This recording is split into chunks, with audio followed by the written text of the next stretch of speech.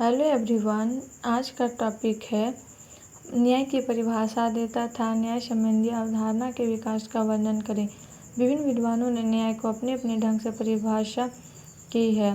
परंपरागत विचारधारा के प्रतिनिधि शेफलस के मतानुसार सदाशब्द बोलना तथा कर्ज की अदायगी की न्याय है। सोफिस्टों ने जिसकी लाठी उसकी भेष में ही न्याय समझा था, वैसे मैक्स के कथनानुसार न्याय शक्तिशाली का हित है। प्लेटो ने अपनी पुस्तक द रिपब्लिक में उपयुक्त परिभाषाओं का खंडन किया। प्लेटो के अनुसार अपने निर्दिष्ट कर्तव्यों को करने तथा दूसरे के कर्तव्यों में हस्तक्षेप नहीं करने को ही न्याय कहा जा सकता है। प्लेटो ने न्याय की परिभाषा सामाजिक और दार्शनिक दोनों दृष्टिकोणों से की है। प्लेटो के मतानुसार न्याय व्यक्तित्व के मूल में है। व्यक्ति और राज्य दोनों में एक आंतरिक चेतना है। राज्य के सभी अंगों का आंतरिक चेतना के निर्देशन में काम करना और सामंजस्य एवं एकत्व की भावना को बनाए रखना हो न्याय है। प्लेटो के मतानुसार न्याय में आनंद है क्योंकि उसके द्वारा उत्तम जीवन का निर्माण होता है।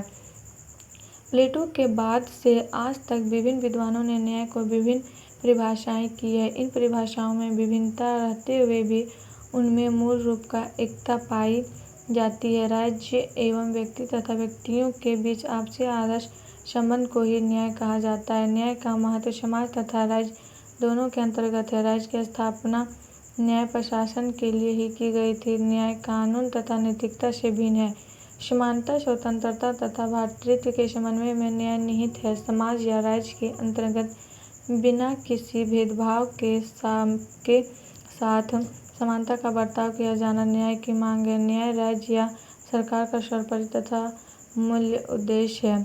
न्याय संबंधी अवधारणा के विकास। न्याय की अवधारणा का इतिहास अति प्राचीन है। इसका प्रारंभ आदिम मनुष्य के विचारों से होता है। आदिम युग में न्याय का संबंध अंधविश्वास व धर्म के साथ जोड़ा जाता था। न्याय को रहस्यपूर्ण प्राकृतिक शक्ति की देन माना जाता था। यह विश्वास प्रचलित था कि वह शक्ति समय समय पर मनुष्य की परीक्षा लेती है और मनुष्य से विभिन्न प्रकार के त्याग को मांग करती है। इस आज्ञा शक्ति के कर्म को न्याय थे।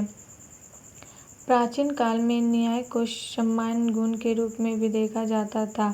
सदाचार, सुनीति, प्रेम, दान, पुण्य आदि उच्च मानवीय गुणों को न्याय का ही रूप माना जाता था। न्यायपूर्ण बनने के लिए नैतिक या कानूनी आदेशों को सिर्फ बाध्यकारी आदेश होना ही जरूरी नहीं है, बल्कि उनका आधार लोकप्रिय सम्मति और पारस्परिक समझौता भी होना चाहिए। न्याय समूह या व्यक्ति को सामाजिक कल्याण का दायित्व समझता है। निष्पक्षता, समानता, परस्पर प्रेम भाव न्याय के आवश्यक तत्व। न्याय सभी प्रकार के शोषणों, अत्याचारों और निर्दयताओं का सक्रिय विरोध है।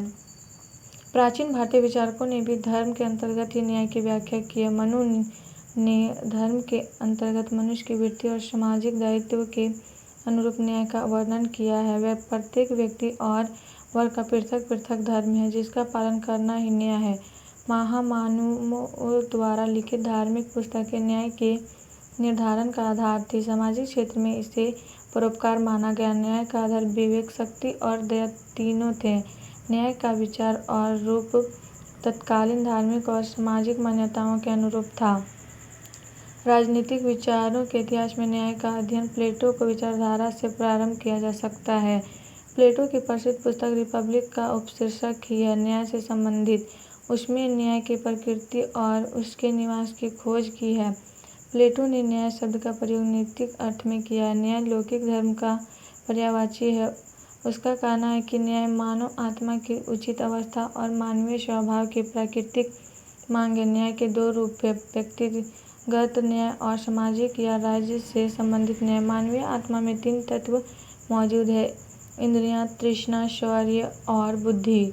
इन तीनों तत्वों के प्रतिनिधि के रूप में राज्य की आवश्यकता और व्यक्ति की योग्यता को दृष्टि में रखते हुए प्रत्येक व्यक्ति के लिए कुछ कर्तव्य निश्चित करता है। प्रत्येक व्यक्ति को कुछ कार्य सौंपे गए कार्य को करना ही न्याय है। बार्कर ने प्लेटो के न्याय की व्याख्या इन शब्दों में की है, न्याय का अर्थ है एक व्यक्ति द्वारा उस कर्तव्य का पालन जो उसके प्राकृतिक गुणों और सामाजिक स्थिति के अनुकूल हो। नागरिक को अपने धर्म को चेतना तथा सार्वजनिक जीवन में उसकी अभिव्यंजना ही राज्य का न्याय है। अरस्तू ने न्याय की धारणा को प्रतिपादन प्लेटो से भिन्न रूप में किया है। उसका कहना है कि न्याय में कुछ हद तक समानता निहित रहती है। समानता दो प्रकार की हो सकती है, पहली समानांतर तथा दूसरी आनुपातिक। पहली प्रकार की समानता सुधारक न्याय को जन्म देती है और दूसरी प्रकार की समानता वितरणात्मक न्याय को जन्म देती है। सुधारक न्याय का तात्पर्य है कि एक नागरिक की दूसरे नागरिक के साथ संबंध को निर्धारित करते हुए सामाजिक जीवन को व्यवस्थित रखा जाए।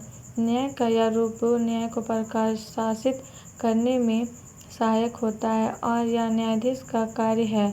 वितरणात्मक न्याय का सिद्धांत यह है कि राजनीतिक पदों की पूर्ति योग्यता और उनके द्वारा राज्य के प्रति की गई सेवा के अनुरूप हो। उसी के शब्दों में वितरण संबंधी न्याय कानून के निर्धारण का आधार है और प्रत्येक व्यक्ति को वह सब प्रदान करने में सहायता देता है जो वह प्राप्त करने की योग्यता रखता है। मध्य युग में न्याय को गुण और तत्व दोनों रूपों में देखा जाता था। स्टोइक दर्शन में न्याय को सामान्य विश्वव्यापी कानून के रूप में स्वीकार किया गया। न्याय का अभिप्राय था कि कानून के समक्ष सभी व्यक्ति समान होने चाहिए। बाद में इस दर्शन को आधार बनाकर कानून शास्त्रियों ने न्याय के सिद्धांत की व्याख्या की और इसे वर्तमान कानून के साथ जोड़ दिया। 13वीं सदी में संत टॉमस एक्विनास पहला विचारक था जिसने समान गुण के रूप में न्याय और तात्विक न्याय के विचारों को एक साथ मिलाने का प्रयास किया। उसकी न्याय संबंधी विचारधारा मुख्यतः क्रिश्चियन विचारों पर आधारित थी, लेकिन साथ ही उसने अरस्तू के विनिमय और वितरण संबंधी न्याय तथा स्टोइक प्राकृतिक कानून के विचारों से भी प्रभावित हुआ। एक ओर वह दैवी और धार्मिक सत्ता को मानता था तो दूसरी ओर मनुष्य के व्यवहार को नियमित करने के लिए प्राकृतिक कानून और प्रचलित आदर्शों को भी महत्व देता था।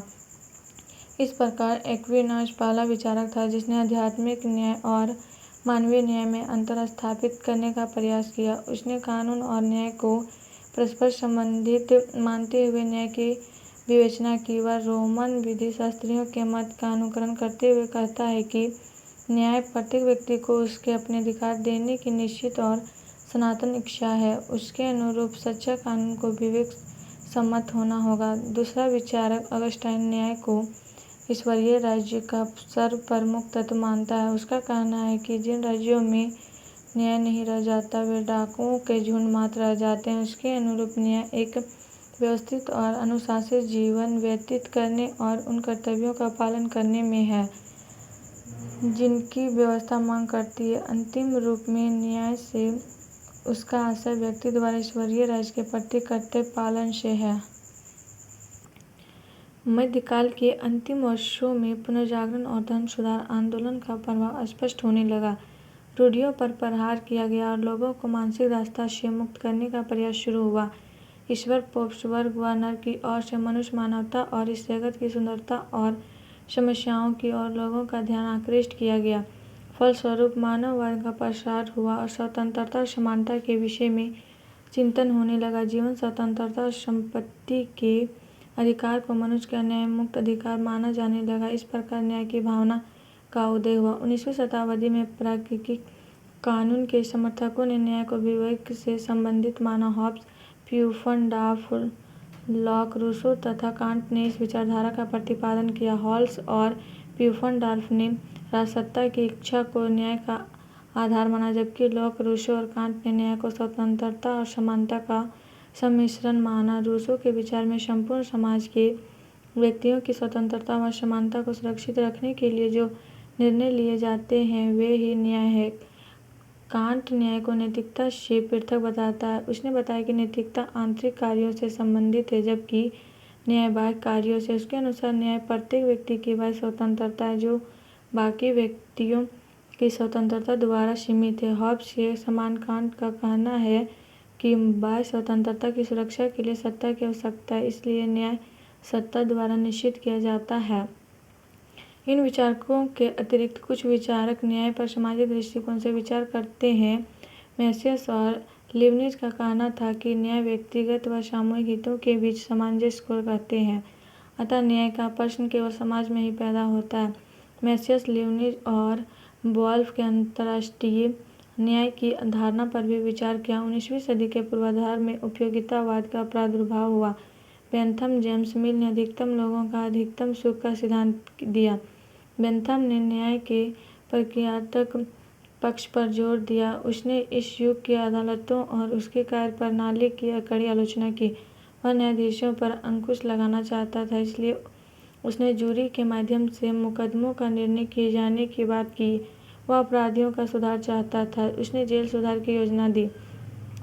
जॉन स्टुअर्ट मिल भी न्याय का उपयोगितावादी दृष्टिकोण प्रस्तुत करता है। उसके शब्दों में न्याय सबसे अधिक महत्वपूर्ण और सुविधा प्राप्त सामाजिक उपयोगिता है। विचार और भाषण के अभिव्यक्ति, धर्म पालन की स्वतंत्रता तथा कार्यों की स्वतंत्रता को वह न्याय की दृष्टि से बहुत ज़्यादा महत्व देता था। उसने साम्राज्यवाद को एक अन्यायपूर्ण व्यवस्था माना है। न्याय के उपयोगितावादी सिद्धांत के दोष के बारे में लिखते हुए डी रफेल कहता है कि यदि उपयोगिता को न्याय का मापदंड माना जाए तो एक बूढ़े अवकाश प्राप्त व्यक्ति अथवा अंगहीन भूतपूर्व सैनिक के प्रति समाज का कोई दायित्व नहीं रहेगा या न्यायपूर्ण नहीं दिख पड़ता।